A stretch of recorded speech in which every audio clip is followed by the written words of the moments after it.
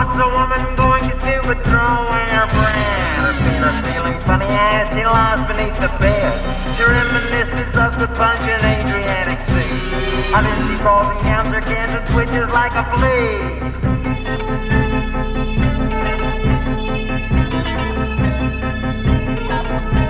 Oh, what she really likes to do is sit up on a pew and make believe that time is stopped and motionless as true. Planes are stranded in the sky, trains are stopping too. She alone is laughing under eyelids full of flu.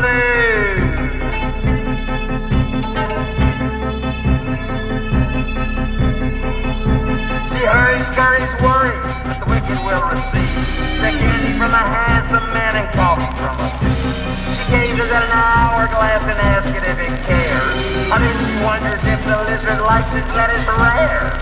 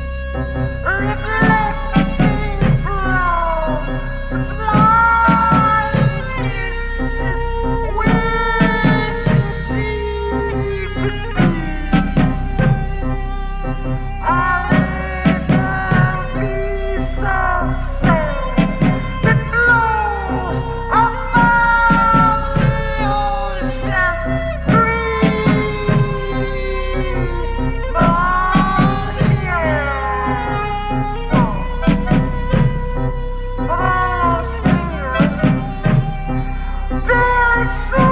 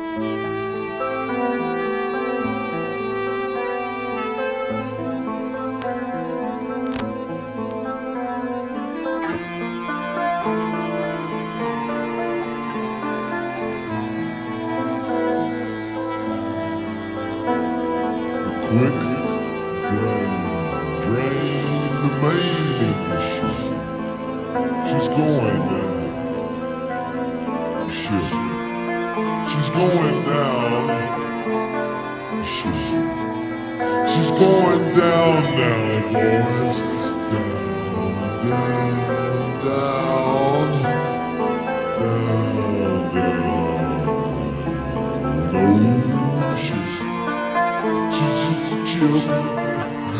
going straight on down.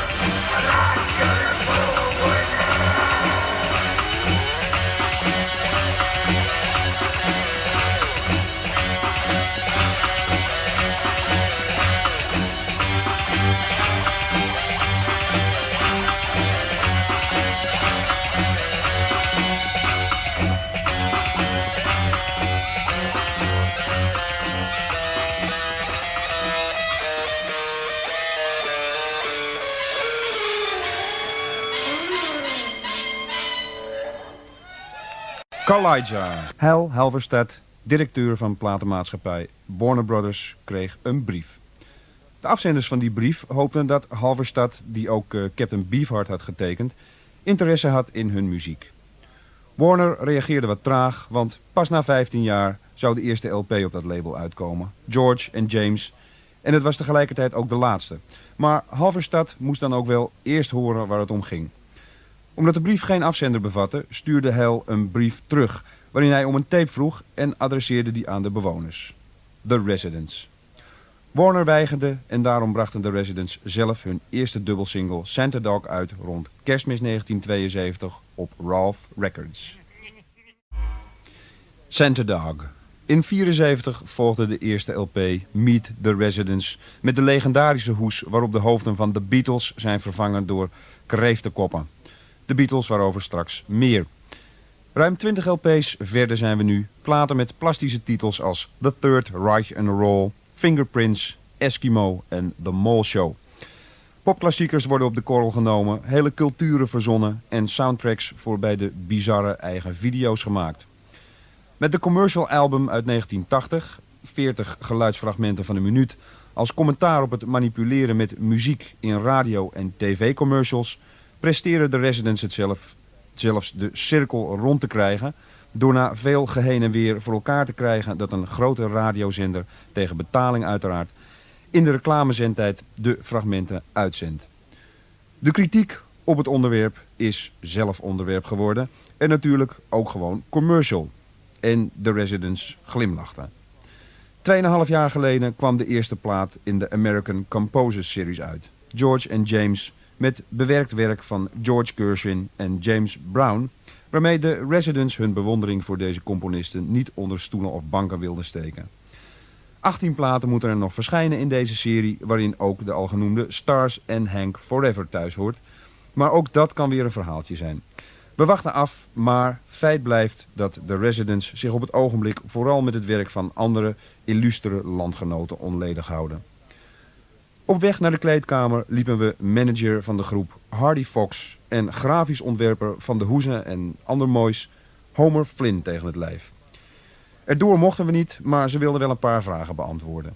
Niet die wie de Residents zijn, maar wel wat het uitgangspunt van de Residents is bij het bewerken van nummers van andere componisten. Well, they say that they try to be true in some way to the original composer's intent, so that they want to totally rearrange it, but they don't totally want to disregard what the original composer had in mind as far as that certain element that makes that composer's music distinctive or work in the way it works. You know, like John Philip Sousa, they wanted to keep the timing and the marching quality and they didn't slow it down, something like that, which would be like an obvious thing to do, would be to take it out of the march context, but they thought that wasn't fair to what Sousa was. With James Brown, they felt that it still needed to be presented as soul music and as in a live format of a singer interacting with an audience, because it's so much what James Brown really is. Things like that, Gershwin, the blues quality of the music, the blues jazz quality should still be there. Een voorbeeld. Hoe klonk James Brown en wat maakten de Residents ervan? Niet iedereen houdt ervan, getuige de recensie van Jan Vollaert in NRC Handelsblad van het Paradiso-concert. Hij schrijft: de muzikale uitgangspunten van The Residents bestaan uit het ontregelen van de luisteraar. Daartoe maken ze regelmatig gebruik van bestaande composities die onder het mom van avant-gardisme op een niets ontziende manier door de mangel worden gehaald. En hij vervolgt behoudend en zuinig: onsterfelijke creaties van George Gershwin, James Brown, John Philip Sousa en Hank Williams moesten het ontgelden op een tweetal LP's die een aanzet vormen tot de 20-delige American Composers Series. Een dubieus eerbetoon aan de groten uit de Amerikaanse muziekgeschiedenis. Tja, popjournalisten raken wel vaker verdwaald wanneer ze de grens van hun eigen gebied overschrijden. Vraag aan Hardy Fox. De Residents coveren de mainstream pop, maar waarin zit nou het verschil tussen hen en die mainstream? If we took individual artists, like the very most popular, most mainstream artists that there are, if you took Michael Jackson or Prince or Bruce Springsteen or Madonna, if each one just lived on an island all by themselves, they would still be interested in music and they would still make music. But none of them would sound alike at all. They would all each be totally different from each other. And they're different now in a lot of ways.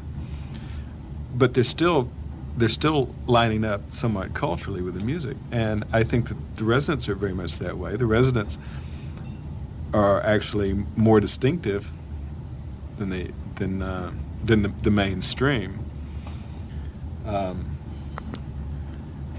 So I feel like if you had a situation where every person that worked in music actually worked isolated from all the other people working in music, we would have a very rich variety of music, and it would probably be very interesting. Although at the same time, to give credit to these people that I've named, especially to someone like Prince or Michael Jackson even, I feel like in both cases, those two people are perhaps making music very similar to what they would actually do on the island. Bruce Springsteen, I mean, he's fantastic at what he does, but he's so heavily dependent upon 50s and 60s music that I don't feel like. Je hoorde I Got Rhythm, Passing the Bottle, Monkey and Bunny en Theme for an American TV Show. Het zal je opgevallen zijn dat de Residents graag wat heen en weer rotzooien met culturen, omdat ze er de werking en betekenis zo goed van kennen. Zelf zou je ze heel Amerikaans kunnen noemen wanneer je ons beeld van de Amerikaanse cultuur hanteert. Simpel, kinderlijk haast en af en toe over de grens van het flauwe. Zijn ze het meest perfecte voorbeeld van wat ze bekritiseren? Manager Hardy Fox. Well, possibly. Once again, it's hard to generalize like that. Probably the ultimate all-time American band within my generation was the Beatles. I don't think anyone has made American music like the Beatles. As far as American pop goes, obviously there's a whole another world of blues or jazz that I'm not connecting here to clarify that. I don't know if the Residents are as much American as they're just doing they do, and they happen to be Americans. So they're drawing off of American culture. The Beatles, I think, were more able to really distill what the American culture was, and partly because they weren't Americans, and feed it back to America. So in a lot of ways, the Beatles were more processed, and being processed is sort of part of what America is. One of the things that the residents felt like from the very beginning was that the Beatles were the best when they were the Beatles, and when they weren't John, Paul, George, and Ringo. That is, John, Paul, George, and Ringo, that it brought out too many of the human traits and the human faults, and they liked the processed thing called the Beatles, which they thought was, the unit was stronger than the individuals.